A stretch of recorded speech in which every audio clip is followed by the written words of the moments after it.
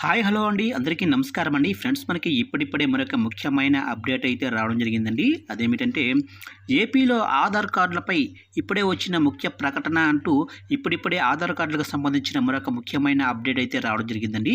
అయితే ఇందుకు సంబంధించిన పూర్తి వివరాలు అయితే మన వీడియోలో తెలుసుకుందామండి.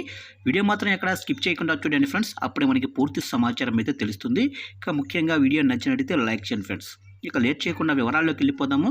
ఇక ఏపీ ప్రజలకు బిగ్ అలర్ట్. ఇక రేపటి నుంచి చిన్నపిల్లలకు ఆధార్ కార్డుల జారీ కానున్నాయి.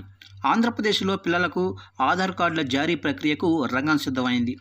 ఆంధ్రప్రదేశ్ రాష్ట్రంలో పుట్టినప్పటి నుంచి ఇప్పటి వరకు ఆధార్ కార్డు లేని చిన్నారులు 11,65,000 మంది పైగా ఉన్నట్లు సమాచారం అందుతుంది ప్రభుత్వానికి.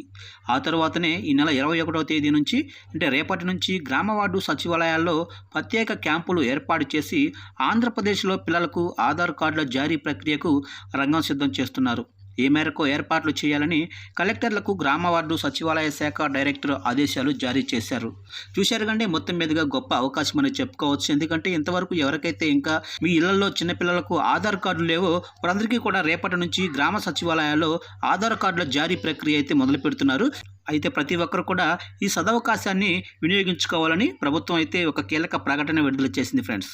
చూశారుగా ఫ్రెండ్స్, అప్డేట్ నచ్చినట్లయితే లైక్ చేయండి. ఇలాంటి ముఖ్యమైన అప్డేట్స్ కోసం ఇప్పుడే మన ఛానల్ని సబ్స్క్రైబ్ చేసి ఫాలో చేయండి ఫ్రెండ్స్.